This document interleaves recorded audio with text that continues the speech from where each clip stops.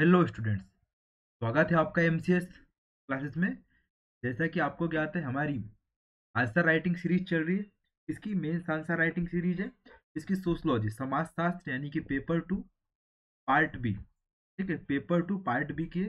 और last lecture में हम लोगों ने कहाँ तक कवर कर लिया था? यूनिट 3 हमारी पूरी हो चुकी है, यूनिट 1, 2, 3। ठीक है, आज से हम लोग स्टार्ट करने वाले हैं यूनिट 4। यूनिट 4 का शीर्षक क्या है? औद्योगिकरण, वैश्वीकरण, सामाजिक विकास और जनसंख्या यानी कि इंडस्ट्रियलाइजेशन। फिर क्या है? वैश्वीकरण यानी कि ग्लोबलाइजेशन। फिर सोशल डेवलपमेंट एंड पॉपुलेशन। ठीक है, इन चीजों को हम लोग कवर करेंगे किसमें? यूनिट 4 में। और इसका पहला चैप्टर क्या है हमारा? भारत में औद्योगिकरण और सामाजिक परिवर्तन। कि भारत में किस प्रकार औद्योगिकरण हुआ है, किस प्रकार समाज में परिवर्तन देखे गए हैं। अब समाज की किन किन संस्थाओं में परिवर्तन हुआ है, जैसे परिवार में परिवर्तन देखेंगे, शिक्षा में परिवर्तन देखेंगे, स्तरीकरण पर क्या प्रभाव पड़ा है, इसका अध्ययन करेंगे। साथ ही औद्योगिक समाज में वर्ग और वर्ग संघर्ष किस प्रकार हुआ है, उसका भी हम लोग अध्ययन करेंगे। ठीक है, अकॉर्डिंग टू किसके? समाजशास्त्र, सोशलॉजी के संदर्भ में। फिर दूसरा क्या है? ग्लोबलाइजेशन के चैलेंजेस क्या क्या है। ठीक है, द चैलेंजेस ऑफ ग्लोबलाइजेशन मतलब वैश्वीकरण की चुनौतियां। समाजशास्त्र का भारतीयकरण। ठीक है, यानी कि ठीक है, समाजशास्त्र का भारतीयकरण। फिर क्या? शिक्षा का निजीकरण। ठीक है, प्राइवेटाइजेशन ऑफ एजुकेशन। ठीक है, फिर तीसरा चैप्टर क्या है इसमें? सामाजिक संरचना और विकास। ठीक है, मतलब सोशल स्ट्रक्चर एंड डेवलपमेंट। साथ में क्या पढ़ेंगे? सुविधा प्रदाता यानी कि जो फैसिलिटीज प्रोवाइड करवाते हैं वो। फिर उनको अवरोधक क्या क्या है। ठीक है, फिर डेवलप और मतलब विकास और सामाजिक आर्थिक असमानता, इसको कवर करेंगे हम लोग। ठीक है, सोशल इकोनॉमिकल डिस्पैरिटीज देखेंगे। फिर चौथा चैप्टर है इसका क्या? संस्कृति, संस्कृति और विकास। ठीक है, इसके अंतर्गत क्या पढ़ेंगे? सहायक बाधक के रूप में संस्कृति और उत्तर आधुनिकीकरण और पश्चिमीकरण। ठीक है, चौथे चैप्टर में। इसके पश्चात जो पांचवा चैप्टर इसमें, भारत में जनसंख्या वृद्धि किस प्रकार हुई है और उसका वितरण। 1901 से वृद्धि, कारण और उसका प्रभाव। 1901 से लेकर के कब तक के? 2011 की वर्तमान जनगणना तक का। ठीक है, इसके पश्चात इसका जो अंतिम चैप्टर है इसमें क्या? कंसेप्ट, कंसेप्ट कौन कौन से हैं? प्रजनन क्षमता क्या है, मृत्यु दर क्या है, रुग्णता यानी कि सिकनेस जिसको बोलते हैं हम लोग। ठीक है, इसका अध्ययन करेंगे।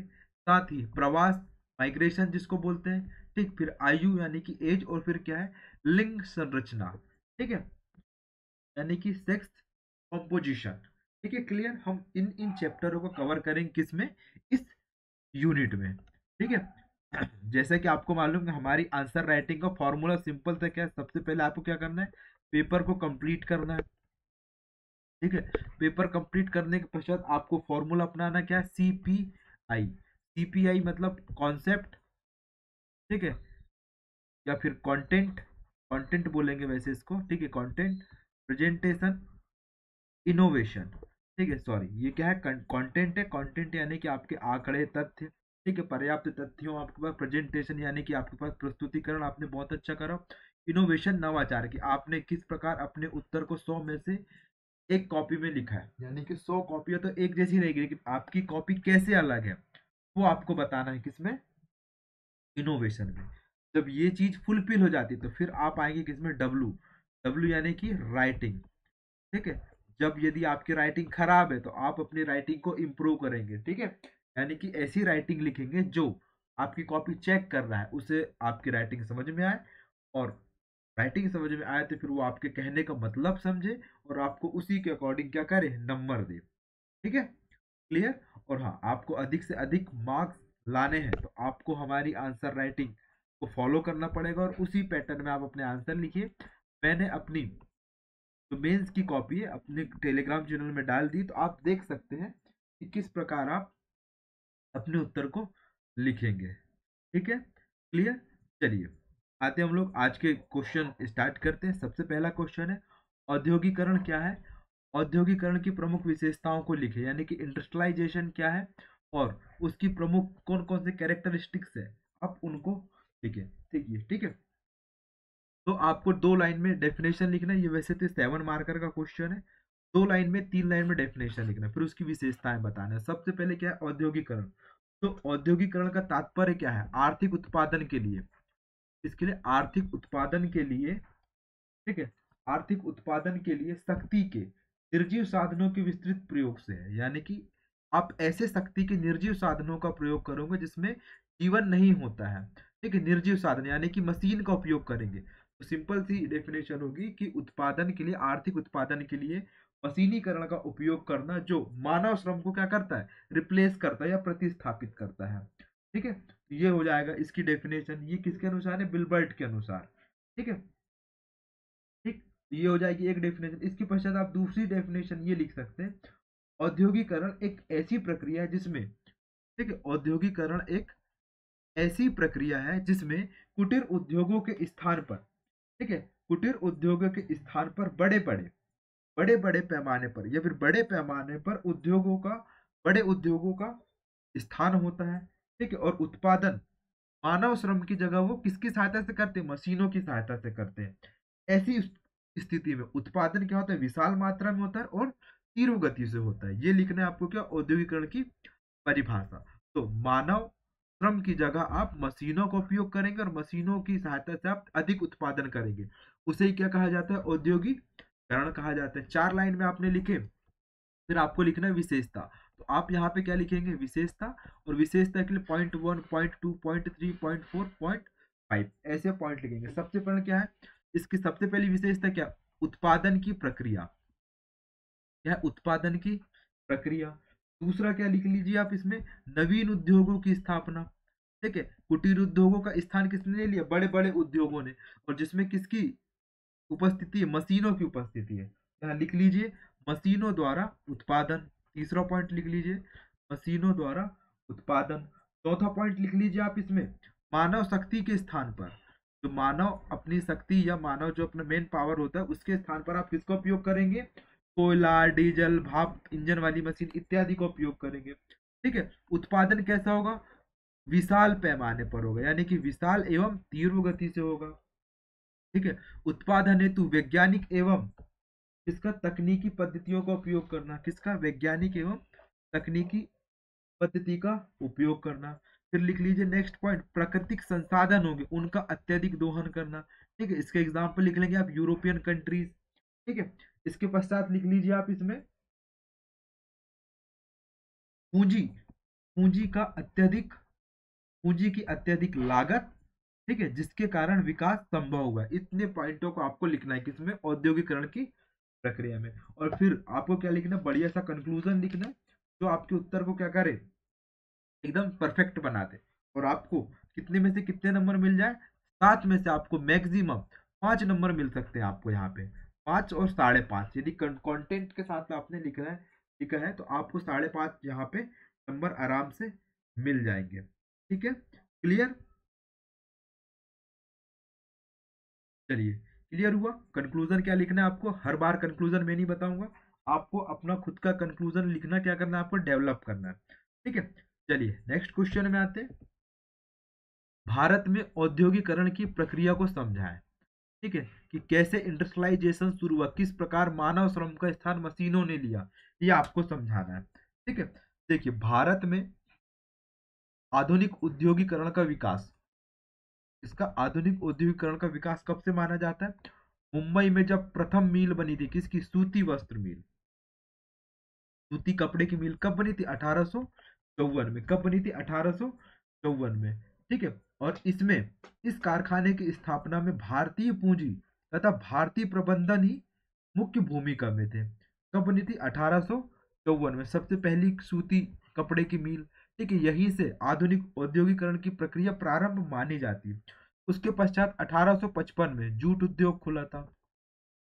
कहाँ पे, जूट उद्योग कहाँ पे, कलकत्ता में। कलकत्ता में भी कहाँ पे, हुगली घाटी में। कहाँ पे, हुगली घाटी में।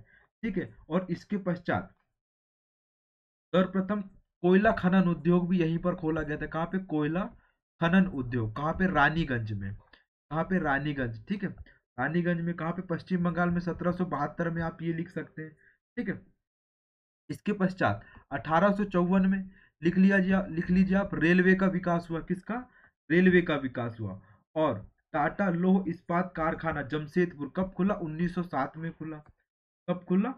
1907 में। तो आपको ये क्या लिखना है, स्टार्टिंग में 5-6 पॉइंट में लिखना है। आपको सबसे पहले तो इंट्रो क्या लिखना है इसमें, कि भारत में आधुनिक औद्योगिक विकास का प्रारंभ मुंबई में स्थापित प्रथम सूती कपड़े की मिल से माना जाता है। इस कारखाने की स्थापना में भारतीय पूंजी एवं भारतीय प्रबंधकों की महत्वपूर्ण भूमिका रही है। इसके पश्चात 1855 में प्रथम जूट उद्योग कहाँ पर खोला गया? कलकत्ता में ओपन किया गया। इसके पश्चात कोयला खनन उद्योग 1772 में रानीगंज कलकत्ता में हुआ था, ठीक है, सॉरी। उसके पश्चात 1854 में रेलवे का विकास हुआ। इसके पश्चात फिर क्या, 1907 में टाटा लौह इस्पात कारखाना जमशेदपुर 1907 में ओपन हुआ, ठीक है। इसके पश्चात, ठीक है, 1907 के पश्चात कई ऐसे कारखाने छोटे या मध्यम उद्योग कहाँ पर भारत में स्थापित हुए, और इनका ये किनका उत्पादन करते थे? सीमेंट, कांच, साबुन, रसायन, जूट, चीनी, कागज इत्यादि का, ठीक है। ये आपको लिखना है, ठीक। अब देखिए, भारत में औद्योगिक विकास को दो चरणों में बांटा जाता है। तो चरण कितने हो जाएंगे? दो चरण। पहला चरण कब से? 1947 से 1980 के बीच। कब? 1947 से 1980 के बीच। इसमें क्या था, सरकार ने क्रमिक रूप से अपना नियंत्रण विभिन्न आर्थिक क्षेत्रों पर किया था। इसमें क्या था, सरकार ने अपना नियंत्रण विभिन्न आर्थिक क्षेत्रों में किया था। पीएसयू आपने सुना होगा, ठीक है, पब्लिक सेक्टर जो यूनिट्स बनी थी, ठीक है, सार्वजनिक क्रम के जो उपक्रम थे उसमें किसकी भागीदारी होती थी? सरकार की भागीदारी होती थी, ठीक है। सरकार ही उत्पादन को क्या करती थी? नियंत्रित करती थी, और उसका वितरण का भी कार्य किसके द्वारा किया जाता था? सरकार के द्वारा। कब तक के? 1947 से 1948 तक के। उसके पश्चात दूसरा जो चरण था 1980 से लेकर के 1997 या वर्तमान तक के, ठीक है। इसमें क्या हुआ कि अर्थव्यवस्था में उदारीकरण आया। क्या है? अर्थव्यवस्था में उदारीकरण। यहाँ पे निजी उद्योग के साथ साथ सार्वजनिक उद्योग के साथ साथ निजी उद्योग की भी भागीदारी आपको देखने को मिलेगी, ठीक है। यानी कि सरकार यहाँ पे नियंत्रण, यहाँ पे क्या, नियंत्रणकर्ता के स्थान पर निर्देशकर्ता के रूप में कार्य करने लगी। अब सरकार केवल क्या करती थी? यहाँ पे आदेश देने का कार्य करती थी कि आप इस वस्तु को उत्पादन करें, इस मात्रा में उस वस्तु को उत्पादन करें। यानी कि वो नियंत्रण नहीं करती थी, बस डायरेक्शन देती थी कि आपको इस वस्तु का उत्पादन करना है, ठीक है। और फिर 1992 में ही उदारीकरण और किसकी नीति अपनाया गया हमारे यहाँ? एलपीजी, ठीक है, लिबराइजेशन, प्राइवेटाइजेशन और ग्लोबलाइजेशन, ठीक है, इन नीति को अपनाया गया। इसके पश्चात पूर्णतः भारतीय क्षेत्र में औद्योगिकरण की प्रक्रिया सुनिश्चित की गई, ठीक है। फिर स्वतंत्रता के पश्चात क्या हुआ, ठीक है, ये तो आपको चरण बतानी है, लेकिन स्वतंत्रता के पश्चात 1952 में योजना आयोग ने कौन सा पंचवर्षीय विकास, क्या है, पंचवर्षीय योजना को लाया था। किसने? योजना आयोग ने।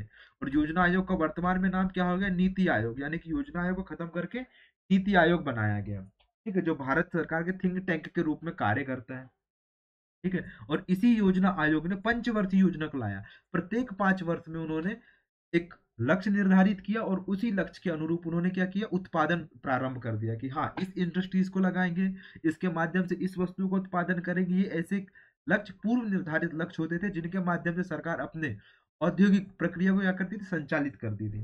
क्लियर? ठीक है।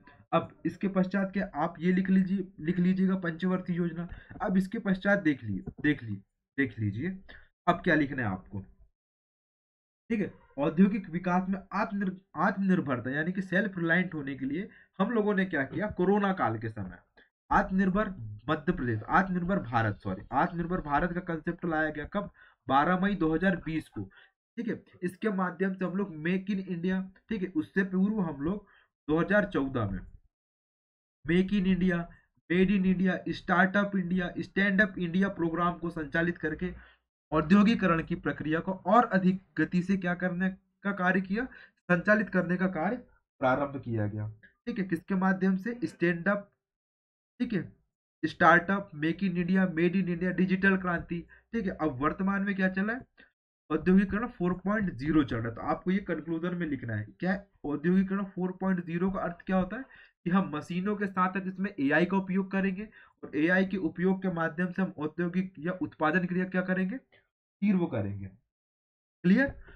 बस इतना लिखना है आपको। तो क्या क्या लिखना है? सबसे पहले इंट्रोडक्शन आपको बहुत अच्छा लिखना है। आपको बताना पड़ेगा कि भारत में आधुनिक औद्योगिकरण का विकास कब से माना जाता है। सूती कपड़े की मील की स्थापना के पश्चात ही माना जाता है, जो जिसकी स्थापना कहाँ पे थी, बंबई में हुए थे।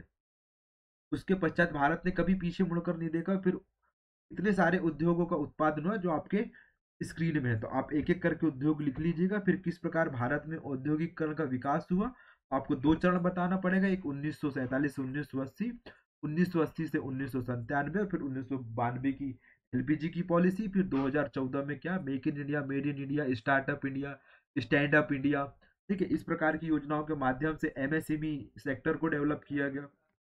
ठीक, ये हो जाएगा क्या, भारत में औद्योगिकरण। ठीक है स्टूडेंट, नेक्स्ट क्वेश्चन है हमारा, सॉरी, औद्योगिकरण से सामाजिक परिवर्तन किस प्रकार हुआ, विस्तार पूर्वक आपको समझाना है। ठीक है, कि औद्योगिक मतलब इंडस्ट्रियलाइजेशन के माध्यम से किस प्रकार सोशल, ठीक है, सोशल लाइफ में किस प्रकार चेंजेस हुए, तो आपको ये बताना है। ठीक है, सबसे पहले औद्योगिक समाज का हमारे सामाजिक जीवन पर विस्तृत एवं गंभीर प्रभाव पड़ा है। ठीक है, व्यक्ति जैसा कार्य करता है वैसा ही अनुभव और विचार करता है। ये किसने बोला था, ये वेबलन ने बोला था। किसने, वेबलन ने बोला था। तो आपको यहाँ पे लिखना पड़ेगा औद्योगिकरण है क्या। ठीक है, फिर औद्योगिकरण की प्रक्रिया आप लिखेंगे। उसके पश्चात लिखेंगे औद्योगिक समाज हमारे सामाजिक जीवन में गहरा प्रभाव डालता है, और जैसा कि वेबलन ने कहा है, व्यक्ति जैसा कार्य करता है वैसा ही अनुभव और विचार करता है वो।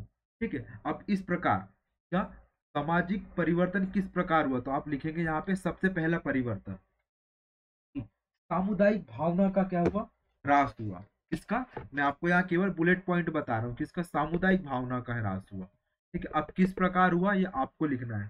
ठीक है, सामुदायिक भावना का ह्रास हुआ। ठीक है, देखिए पहले क्या था, कुटीर उद्योग था, तो आसपास के जो लोग होते थे पड़ोसी, एक ही उद्योग में काम करते थे, जैसे बीड़ी बनाने का कार्य वो आपस में करते थे, और किसी प्रकार का उनमें झगड़ा नहीं होता था। लेकिन अब यहाँ मशीनों की स्थापना हुई, जब मशीनों की स्थापना हुई तो श्रम बल क्या हो गया, यहाँ पे न्यून हो गया, और लोगों में बेरोजगारी आई, और जब बेरोजगारी आई तो सामाजिक जो भावना थी, सॉरी, बंधुत्व और भाईचारे की, वो समाप्त होती गई। दूसरा लिख लीजिए आप इसमें, सामाजिक नियंत्रण का भाव। ठीक है, किसका, सामाजिक नियंत्रण का भाव। तीसरा लिख लीजिए आप इसमें, व्यक्तिवाद को प्राथमिकता। किसको, व्यक्तिवाद को प्राथमिकता दी गई। ठीक है, चौथा पॉइंट लिख लीजिए आप इसमें, जाति प्रथा में परिवर्तन हुआ। इसमें जाति प्रथा में परिवर्तन। पांचवा परिवर्तन लिख लीजिए आप इसमें, सामाजिक गतिशीलता में वृद्धि हुई। समाज लगातार क्या होते गया, प्रगतिशीलता की ओर अग्रसर होता गया। ठीक है, सामाजिक गतिशीलता में वृद्धि। छठवां पॉइंट लिख लीजिए आप इसमें, धर्म के प्रभाव में कमी। इसमें धर्म के प्रभाव में कमी। सातवां पॉइंट लिख लीजिए इसमें, श्रम संगठनों का निर्माण, श्रमिक संगठनों का निर्माण हुआ। ठीक है, आईएलओ बना था कब, 1928 में, आपको याद होगा। ठीक है, आठवां पॉइंट लिख लीजिए इसमें आप, प्रकृति से दूरी, यानी कि हम लोग अब प्राकृतिक संसाधनों से क्या होते गए, दूर होते गए। ठीक, फिर नौवां पॉइंट लिख लीजिए आप इसमें, कृत्रिम व्यवहार तथा औपचारिकता। ठीक है, 10वां पॉइंट लिख लीजिए आप इसमें, भौतिकवादी संस्कृति का विकास हुआ। किसका, भौतिकवादी संस्कृति का विकास हुआ। ठीक है, 11वां पॉइंट लिख लीजिए, मलिन बस्तियों का विकास हुआ। किसका, मलिन बस्तियों का विकास। महामारी जैसे नए कंसेप्ट आए। ठीक है, विभिन्न प्रकार के जो रासायनिक उद्योग बने, उसके माध्यम से क्या, एक नई नवीन, जैसे कि आपने सुना होगा जैव आतंकवाद, उसको बढ़ावा मिला। शॉर्टकट में आप लिख सकते हैं। फिर क्या लिख सकते हैं, 11वां पॉइंट, मनोरंजन का व्यापारीकरण हुआ। ठीक है, मनोरंजन के कई कई प्रकार के साधन हुए, जैसे कि बॉलीवुड एक क्या है, एंटरटेन करने वाली इंडस्ट्रीज है। ठीक है, खेलों को बढ़ावा मिला। ठीक है, समाज में खेलों का महत्व बढ़ गया, जैसे मेघालय ने खेलों को किसका दर्जा दिया, उद्योग का दर्जा दिया है। ठीक है, इस प्रकार आप लिखेंगे कि इस प्रकार समाज में किसका प्रभाव पड़ता है, उद्योगों का प्रभाव पड़ता है, और सकारात्मक प्रभाव पड़ता है। ये नहीं कि नकारात्मक। ठीक है, नकारात्मक के साथ साथ सकारात्मक भी लिख सकते हैं। आप इसको दो टाइप से डिवाइड कर सकते हैं, एक सकारात्मक प्रभाव और एक नकारात्मक प्रभाव। आप इस फॉर्म में लिखेंगे तो आपको ज्यादा मार्क्स मिलने की संभावना है। कि जो मैंने आपको बताया इसमें तो आप केवल, आपको मैं जनरल पॉइंट बताया है, आप इन्हीं पॉइंटों को बाइफरकेट कर लीजिएगा, किसमें, सकारात्मक पॉइंट में और नकारात्मक पॉइंट में, और इसके पश्चात बढ़िया से आपको क्या लिखना है, कंक्लूजन लिखना है। ठीक है, क्लियर स्टूडेंट, आई होप आपको यहाँ तक की चीजें क्लियर हुई होंगी। इसके पश्चात आज के हमारे क्वेश्चन यही समाप्त हुए। तो नेक्स्ट लेक्चर आएगा, वो किस यूनिट का होगा मैं आपको बता दे रहा हूँ, कौन सा क्या टॉपिक होगा। देखिए, सामाजिक परिवर्तन, उद्योग का परिवार में क्या प्रभाव पड़ा, शिक्षा में क्या प्रभाव पड़ा और स्तरीकरण पर क्या प्रभाव पड़ा। ठीक है, इसका अध्ययन करेंगे हम लोग नेक्स्ट लेक्चर में। ठीक है स्टूडेंट, और हाँ, और बहुत ही इंपॉर्टेंट सूचना आपको कि हाँ, हमारे जो सिनॉप्सिस है, हमारे Telegram channel MCS classes 2024 new content में आपको मिल जाएंगे आसानी से। ठीक है, सारे सब्जेक्ट के लिए अभी धीरे धीरे 1 by 1 यूनिट चल रही है, तो आप वहां से डाउनलोड कर सकते हैं। ठीक है, और अपनी एसटीडी को और अधिक क्या बना सकते हैं, परफेक्ट बना सकते हैं, आंसर्स को परफेक्ट बना सकते हैं, है ना। ठीक है, thank you for watching MCS classes. मिलते हैं दोस्तों नेक्स्ट क्लास में। जय हिंद, जय भारत, जय मध्य प्रदेश।